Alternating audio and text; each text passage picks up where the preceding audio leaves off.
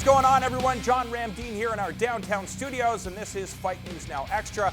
Robin Black will join me to examine the landscape of mixed martial arts. In the news today, Scott Jorgensen returns to bantamweight.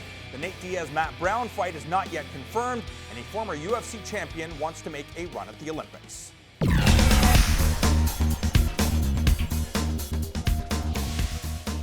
With only one win in his past 5 fights, former WEC fighter Scott Jorgensen makes his return to 135 pounds to take on Ronda Rousey teammate Manny Gambirian. The bout will take place on the undercard of Fight Night Mir vs. Duffy, which is scheduled for July 15th in San Diego. Gambirian is 3-1-1 in his last 5 fights, including a submission win in his last bout. It seems that the exciting welterweight tussle between Nate Diaz and Matt Brown is still not confirmed. Diaz says he is interested in the bout, but feels pressured to sign the contract without discussing the terms. The Ultimate Fighter winner feels that it is a marquee match and should not be on the undercard of a pay-per-view. And finally, former UFC middleweight king and pound-for-pound great Anderson Silva has expressed interest in competing in the 2016 Olympic Games in the sport of Taekwondo. Silva, a black belt in the art, sent a letter to the Brazilian Taekwondo Federation and asked if he would be able to compete in the Games. The Summer Olympic Games will be held in Rio next summer.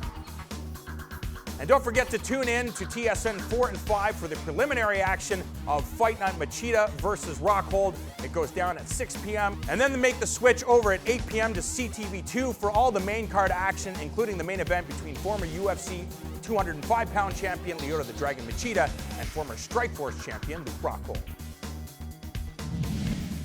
Happy to be joined by my good buddy Robin Black. Anderson Silva says he wants to be a part of the Olympic Games. We're not focusing on Anderson Silva, the former middleweight champion. We've got to talk about this exciting middleweight tilt coming up this weekend. Luke Rockhold taking Lyoto Machida. Excellent job on the black guy. It comes down to the striking. It comes down to the experience. It comes down to the abilities of both guys. And I think when you look objectively about this 185-pound matchup, there are certain elements that Luke Rockhold can walk away saying, you know what, I'm better in these certain areas. However, what can Lyoto Machida do to combat that, so to speak? It's an interesting one in a lot of ways. And traditionally, we would all be pretty crazy picking against Lyoto Machida because he's different. I talked to Faraz Zahabi yesterday, and he's picking Rockhold. Yeah. And he's also saying that he, in his opinion, 3 and 4 years ago, when you were facing Machida, it was a real tough challenge. It was hard to find people to be able to emulate him. It was hard to really know what it was he was doing.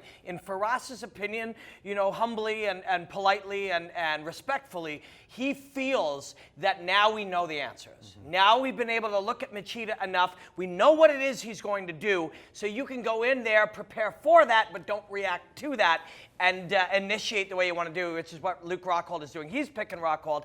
I'm leaning that way too, but I am a huge Lyoto Machida fan. And for my money, this is as good a fight at 185 pounds as I can remember. But you look at Lyoto Machida and you look at his skill set, you have to imagine that he has certain things tucked in his back pocket when he's presented with new challenges. Do you expect to see a new wrinkle in his game, considering he essentially, like Ronda Rousey, changed the landscape of the game? Yeah, and he's also a little different.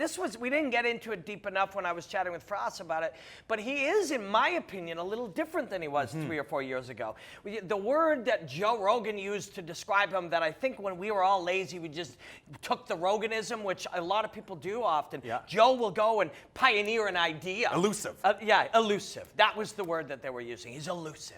Well, what does elusive mean? Elusive means, implies that he kind of runs, and he runs, he gets you to chase, and then he catches you with the straight left coming in. And that, I believe, was very true a few years ago. Now I think he's a little more willing to provoke. He's not fully reactive. He is analyzing, he is looking for things, but he's looking for your reactions. He's trying to create reactions in you and see what holes they open. But he also does that based on the opponents, because I think if you look at the CB Dollaway fight, and again, I'm not Lyoto Machida, Yeah.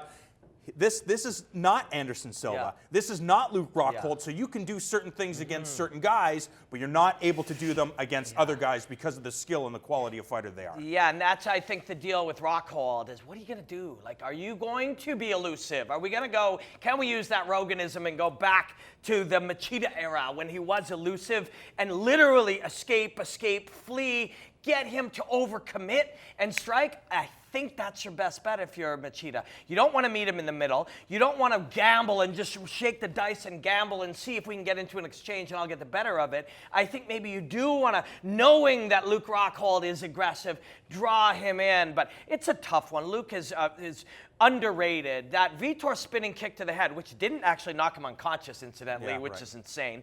Like, that's just totally nuts. So you should be almost dead from that. But he was still conscious.